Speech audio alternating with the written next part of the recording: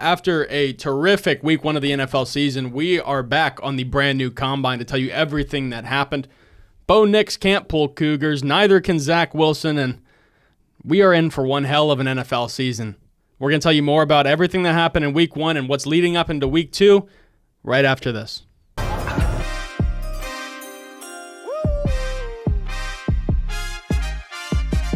Yeah, leave it all on the court. Leave it all on the field. You gotta give it 100. That's from your head to your heel. This is the time that you want it. It's time to jump in and run it. Let's get to jumping and running into securing the deal. This ain't pretend, it's for real. Turn up the temp just a little. With stakes so high, he's gonna make the throw.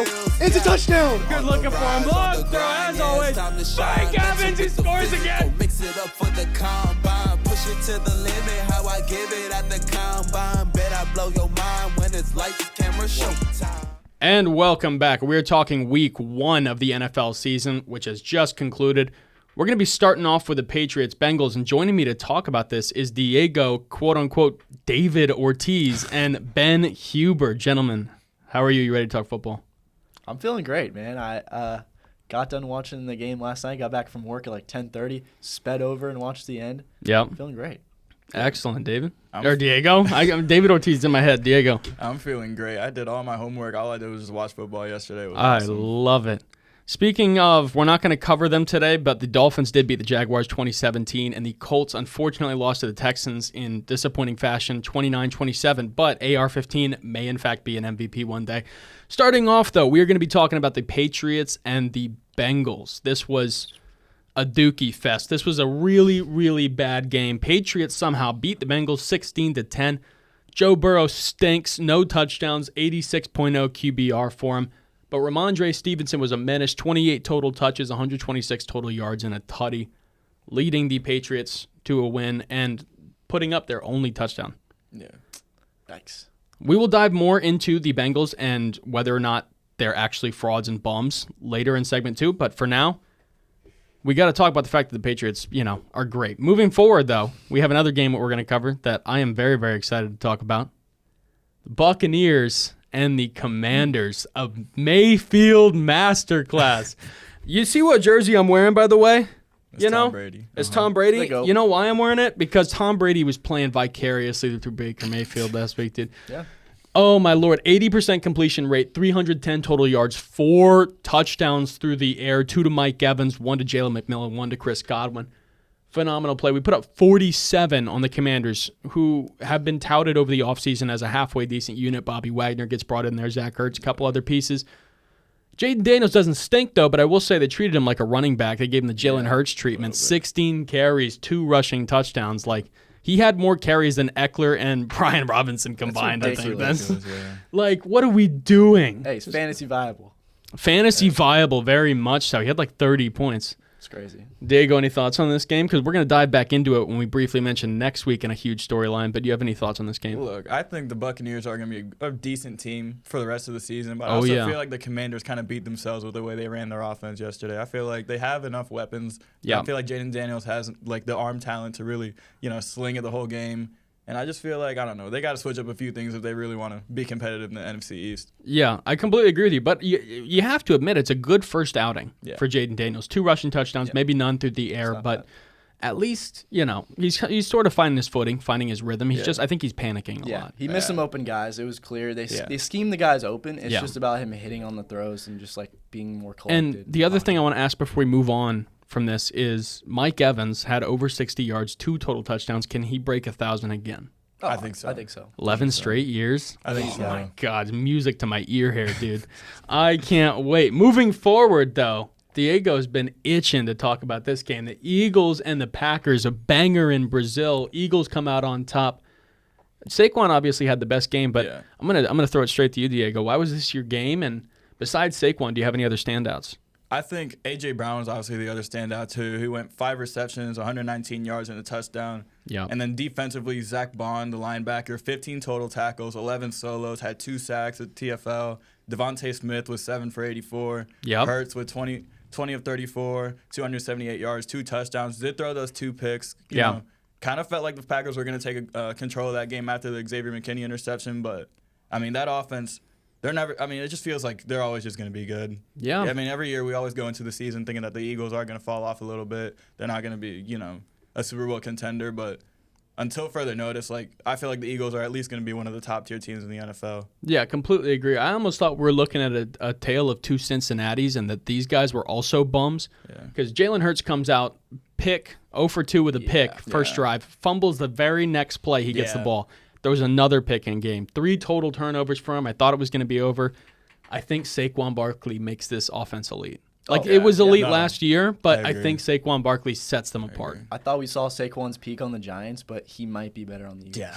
Dude, Saquon Barkley is a menace. 3 total touchdowns in one game. You know what the craziest thing is? So many players have made their case for Opoy in the first week of the season. Right. Even mentioning Jaden Reed. We're going to talk about another player in a second, and Xavier Worthy, which you're going to get to talk about. But Jaden Reed, 171 total yards, 2 touchdowns as a wide receiver 3 on the depth chart.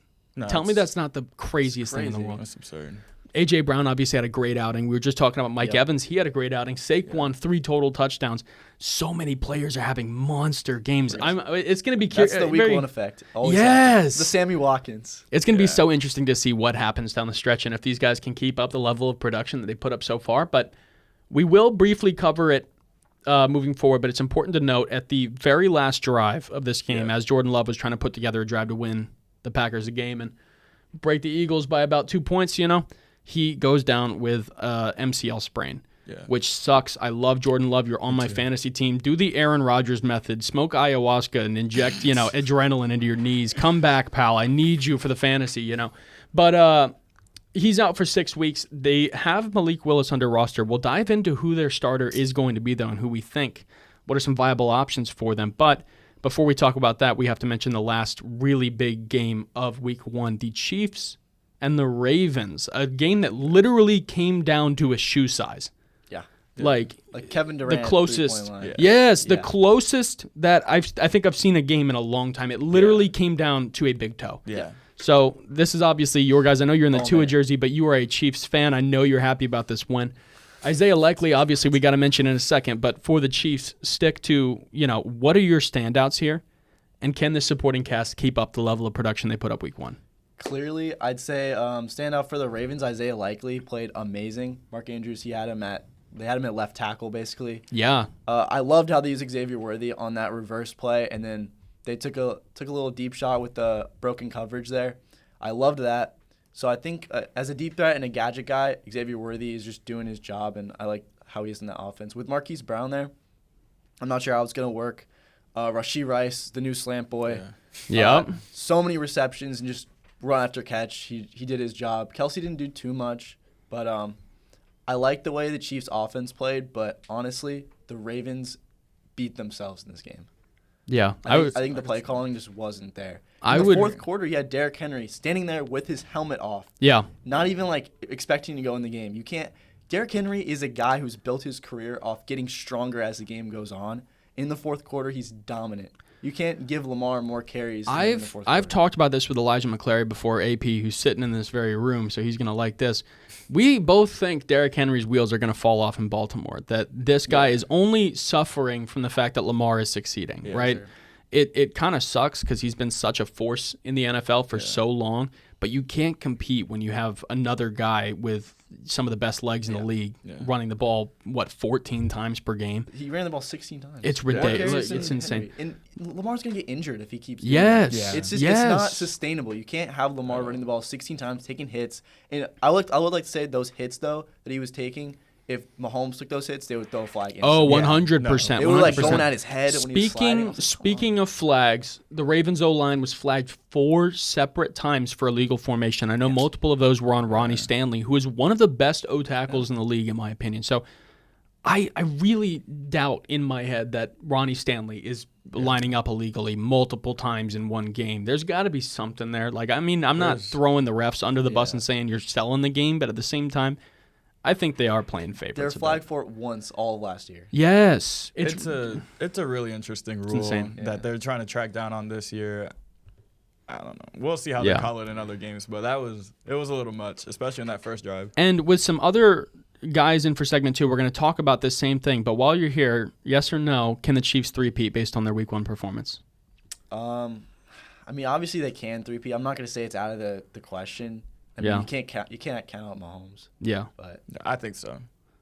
God, I really don't want I them don't to, want but them to I either, think yeah. they could. I really Yeah, I think think they they could. could. But finally, I mentioned this previously. We have to talk about the Green Bay Packers and the lack of starting quarterback that they have right now. Jordan Love's out. The only other quarterback they have on their roster, you can see on screen right now, Malik Willis. Behind him, nobody. There's not a third quarterback on that depth chart. So they're going to have to go out and get somebody, whether it's a backup type or a starter type. Ryan Tannehill, Mike White, Desmond Ridder, who was just traded for 2-3 weeks ago and then released a week after the trade, are all available. Do y'all think that any of these are viable options for the Packers right now? Should they bring in a starter type, or should they just go out and bring in some backup? I think the only really viable option they have is Malik Willis. I mean, you've had him on your roster for at least a small part of training camp. Yeah. All these, not only that, he's also very mobile. All these other guys, like, no disrespect to them, yeah, they may have better arm talent, they may have a higher football IQ. Yeah. But they can't move the way Malik Willis moves, and I feel like that adds a different dynamic to your offense. Yeah, I honestly kind of agree there. I think Malik Willis he at least knows the playbook. Yeah, he can make something work for 5 weeks, and I'd love to see him get a second start, and a second chance after Tennessee treated him so horribly. But Ben Huber, real quick, if you had to take one of these 4 quarterbacks, who would it be? I mean, I liked your take. Malik Willis does have wheels. I think he does add another dimension to the offense. But Ryan Tannehill is a seasoned veteran. He knows different types of playbooks. He can learn that offense pretty quickly.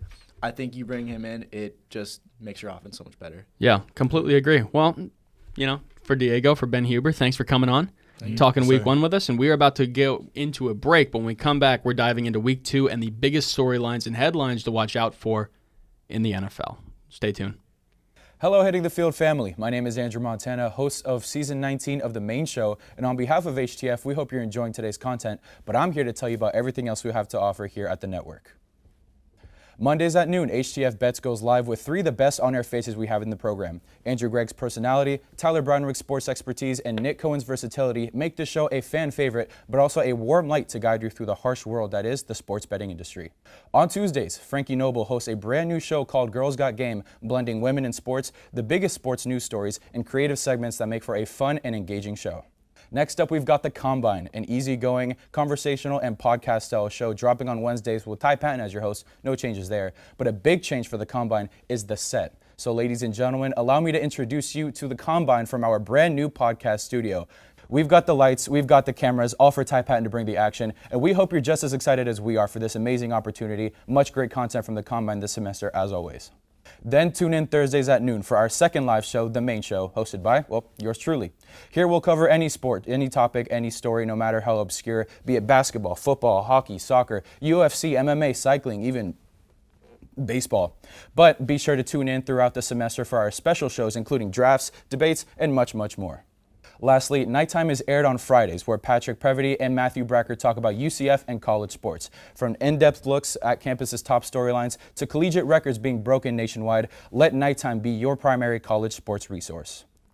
And outside of our 5-show roster, be sure to tune into our other content, such as the Studio Days vlog run by Vlog King Nick Cohen, breaking news graphics on our Instagram page, and much more. As well, make sure you're subscribed to Hitting the Field Network on YouTube, as well as following us on Instagram, TikTok, Facebook, and X. But as for me, I've been Andrew Montana. Thank you so much for watching, and back to your regularly scheduled programming.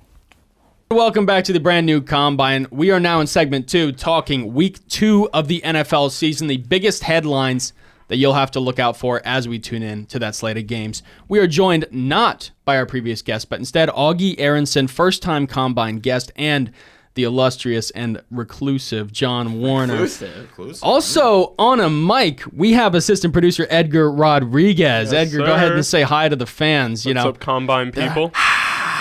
Wait. Where's the applause? Yeah, go ahead, throw the applause laugh track or whatever. Yeah, there we go.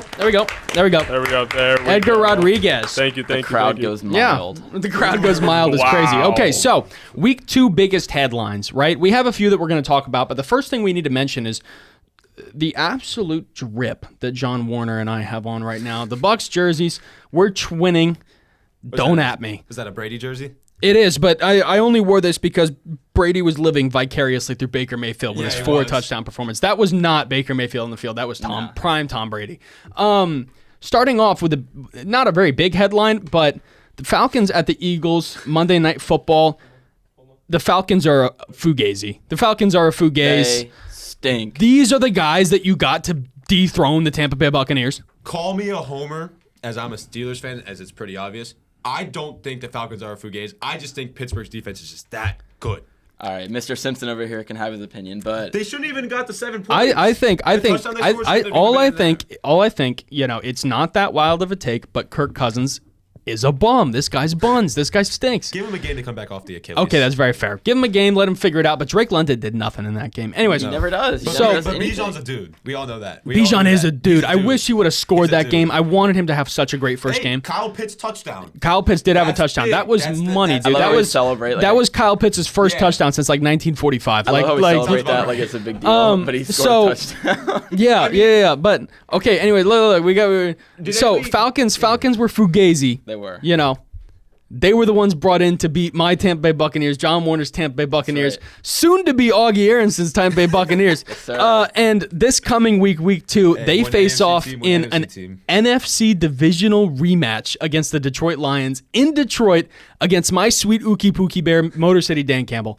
That guy's just the best, isn't he? He is. You Did see you? those Applebee's Yes, I was just Those about are the to mention the best. Applebee's commercials. Those are the best. Oh my! I love the Applebee's commercial. Have you seen these, John Warner? I have. Oh my They're God! missing what, like one a week? He walks up with the thing above his face. He's like this, and he's like, "Do you want to try the Applebee's 50-cent boneless wings?" And they'll go, "Yeah." They go, "Don't put the menu up. They could steal your order." I'm like, dude, Dan Campbell is such a guy's guy. And then This is when a dude's dude. I love Dan And Campbell. I love my favorite part is when he's looking at the Employee of the Month sign. He's like, "This is gonna be me next month."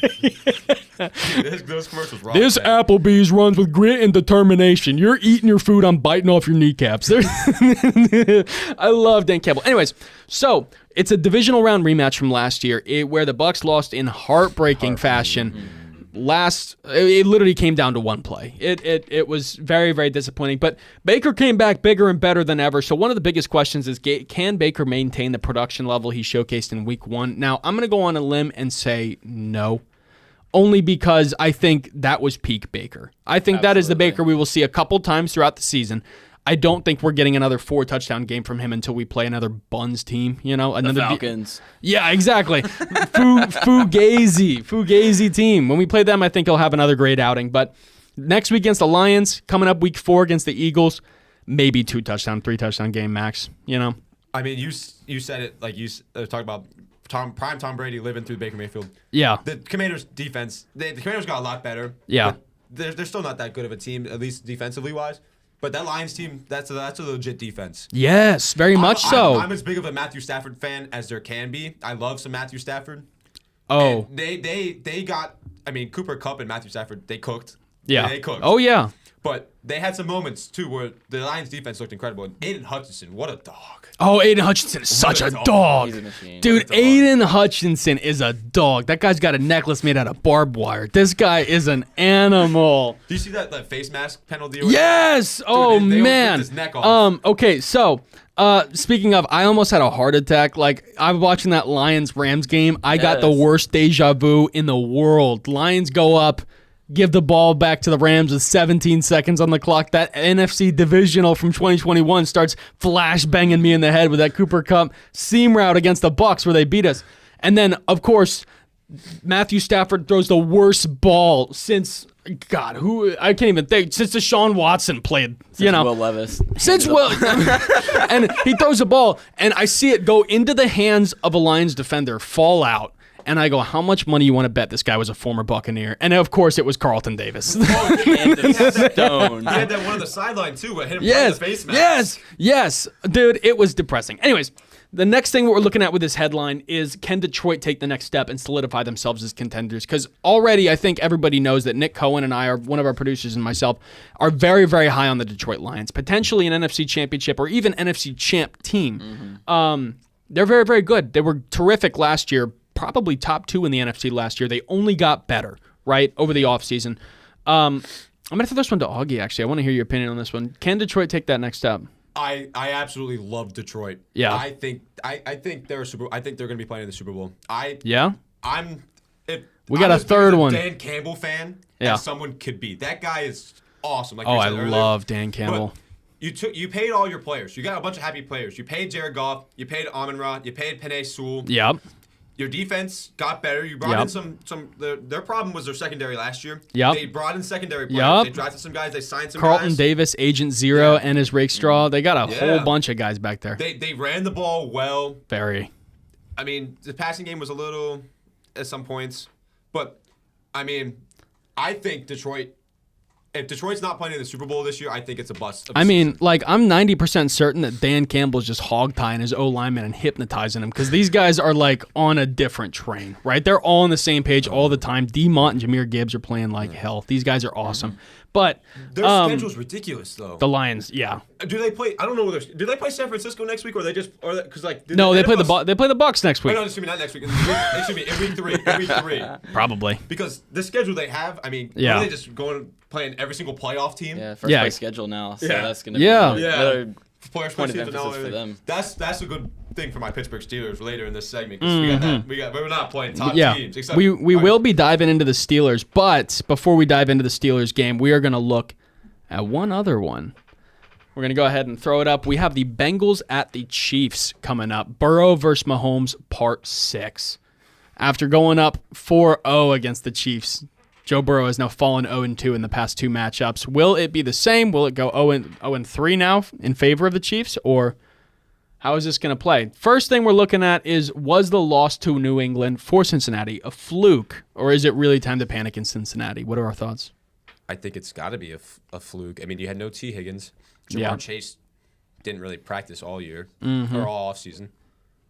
And New England's just too bad for it not to be a fluke. It's never a good thing when you lose to New England. Like in the past, you can say that anytime in the last 4 years. If you lose to New England, you're doing something wrong. Yeah. But this is the worst I think New England's been in the last 4 years. I feel like last year they were terrible too, but I think this, like, not the next couple of years that might be better once Drake May gets going, but I think now they're the worst possible team they've been in. But so, like, on New England, right, you know, obviously Drake May is a bright spot for the future, but the only real bright spots I think you have, maybe KJ Osborne is in that conversation. Tyquan Thornton's not terrible, but Ramondre Stevenson. That's what I was about to say. Ramondre Stevenson is tremendous. That guy's awesome. I really like him. They just gave him a bag, you know, but that's the only real bright spot on that offense right now. Their defense got worse. They got rid of Matthew Judon. Yep. So brand new first game head coach Gerard Mayo playing against one of the arguably a top 3 quarterback in the league, and it was a dud for Joe Burrow. Very big one. Says Ken Baker maintain, you know. Somebody didn't change the graphics. It was me. The question for the Chiefs that's supposed to be up here because it's in my head, is Xavier Worthy, our boy right here, is he Tyreek Hill 2.0? He just might be. I mean, 2 total touchdowns last week. How do they keep getting away with this? Okay, you know, it is actually the Bills' fault. Would he be 3.0? Because I thought Kadarius Toney was supposed to be 2.0. Don't you dare bring up his name. I think he can be. You know, if Kyler Murray is K1, Kadarius Toney is K2, because that guy's always on ketamine every time he plays. I hate Kadarius Toney. Xavier Worthy, though, is a different breed. I mean, Chiefs fans loved him for that 1 year, especially that Super Bowl punt return, and then the next year they just gave up on the guy. He came up into the Super Bowl, he caught like 2 balls, and everybody said, this guy's, he's Jesus. I do know he did stink, but like, it was over. I don't know, that speed, though, from Xavier Worthy, that was Tyreek Hill level of speed. So yeah. I think he very well can be it. My only argument is like I said, is he 3.0? Yeah. Now, John Warner, I know you also like this movie, and I'm about to bring up Moneyball. Of course. I feel like the Chiefs are playing Moneyball right now, trying to replace Tyreek Hill, because they went out and got a deep threat in Hollywood Brown.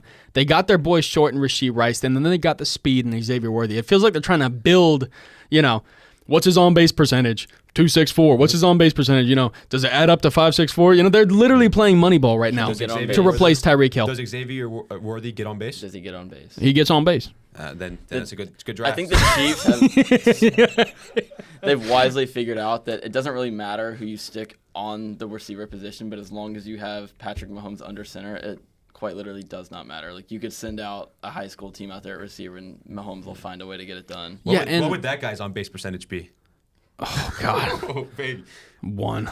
Yeah. So the other thing is Travis Kelce was virtually a no-show in week 1, which is ridiculous to think about. And on top of that, Hollywood Brown didn't play a snap. He was out for the first game. Without Hollywood Brown and with virtually no Travis Kelce, they still put up terrific numbers. So on arguably the other number 1 contender. Yes. So my question to you for this is, can that supporting cast keep up that level of production, right? Will it continue to be like this, or maybe will a abundance of names and talent maybe outshine some of the others? Will there be any drama there, or do you think they can continue to produce like they've been? No, I think they're going to continue to produce, and because they've shown that they have produced in the past, because that Tyreek hasn't been there and they still won just fine without him. So, I mean, I think, again, it just goes back to the issue of Patrick Mahomes will just will them up to the level of being competent, because I mean, we saw last year with Tony and the comedy of errors that he and Valdez-Scantling had over and over and over again, and that despite all of that, that's enough to derail an entire season. Like, if your receivers are bums to that degree, that you're looking at a top 10 pick in the draft. But with Mahomes, you win the Super Bowl with that level of talent. That just speaks volumes to how good of a player he is. Yeah, MVS actually stands for Most Valuable Shathid. That's a. Go ahead, write that out. You'll know what I'm saying. Anyways, moving on to our. Go ahead. The Ravens safety core, I think, just was the reason why Travis Kelce didn't really have a good game. Most teams don't have a Kyle Hamilton. Yeah. So Kyle Hamilton is a top 2, maybe top 3 safety in the NFL. The only one I could think as another homer is Minka. But I think for the most part, Antoine Winfield Jr. Man. But I'm just saying, John Warner and I, we creeped up to the microphone on that one together. I looked up in his eyes and he nodded at me. I knew exactly what that guy was thinking. As a third-party spectator, that was beautiful, because I saw both the idea, almost like both their heads just you can see the light turn. Yeah, I looked over at John Warner and I go. John Warner goes. Top 2 safety, and it's just. Yeah. But I have to think Travis Kelce bounces back and has games. Travis Kelce 100%. Just that Ravens secondary is just a good secondary. I mean, you saw him watching film at Taylor Swift tennis game, whatever they went to the other day. At the U.S. Open. Yeah. Taylor Swift sitting there. Woo! Travis Kelce got his phone up. He's like, please, my parlay needs to hit. Please. Mahomes too, right? Yeah, he's watching film here. Yeah. Lastly, though, I know Augie's been itching to talk about this. We got the Steelers at the Broncos. Russ's return to Denver. Hopefully, his first start in Denver since his time there. Justin Fields was the starter this past week only because of a Russell Wilson quote-unquote injury. He may be coming back this week, hopefully. I think we'd all love to see what he does over there. But, before I throw it off to you, we got to mention the Broncos first, because I know you're a big Steelers guy. Do we think Bo Nix can find his footing in week 2? Because I don't think he had necessarily a horrible performance. It wasn't like it was game over after week 1, It was like for a first game in a new system, and of course a system that stinks. There's been worse. There's definitely been worse. But do we think he can find his footing? Or do you think it's going to take longer? I don't think he finds his footing against this Pittsburgh Steelers defense. That's a good point. I mean, our secondary was our worst part of our team last year, and then we improved that so much. I think Bo Nix can be a solid quarterback in the NFL. I just don't think this is the game he figures it out. The Steelers defense is too good. He can figure it out against somebody else, but just not this week.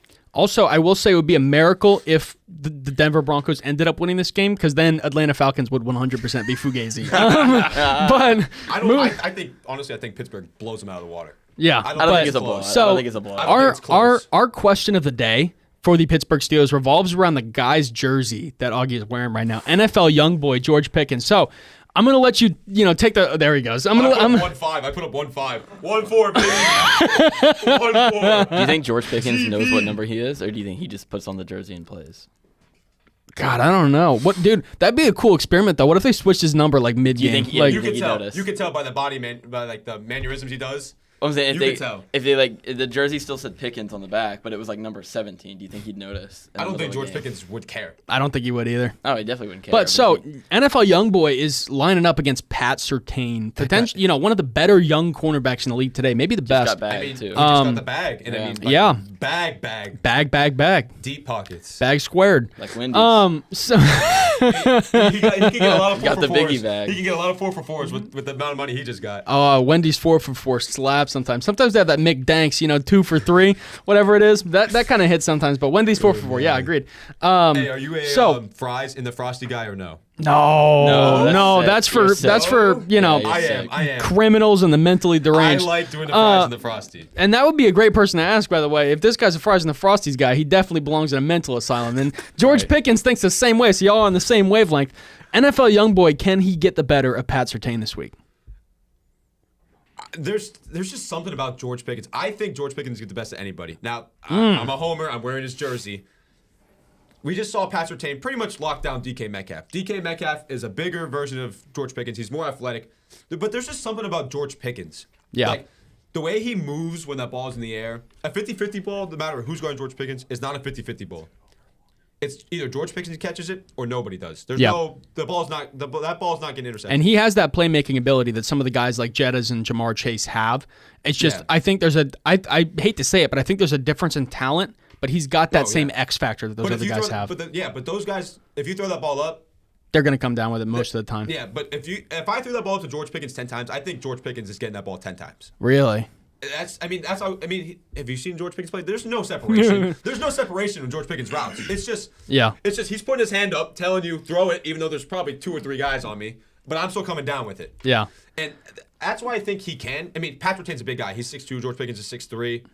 It'll be an interesting matchup, but there's just something about when the ball's in the air, especially when we're going deep, George Pickens just comes down with the ball. And that pass interference with a little mini push-off against A.J. Terrell, that was soft. Yeah. That was soft. Yeah.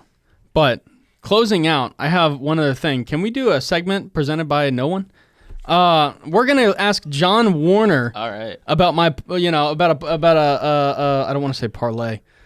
I'm gonna say parlay. About a parlay this week. I'm gonna give you multiple games, and you have to tell me who's winning them. John Warner, you gotta fire off. You ready? Thursday Night Football. Dolphins at Bills. Bills. Ooh, Cowboys at Saints. Cowboys. Falcons at Eagles. It's the Falcons. The Eagles are winning. Wait. Did you say Saints against Cowboys? No, Cowboys. Okay, I almost had a brain hematoma listening to this, dude. You kidding me? Okay. Go with the Eagles. Eagles over Falcons. Yes. Yeah, Falcons are fruit gays. Yes. Bucks at Lions. Look at the jersey, son. Look at the jersey. The Lions win that one. I'm not a homer. Oh my God, that's awesome. Steelers at Broncos. Steelers. Okay. You think that one's close?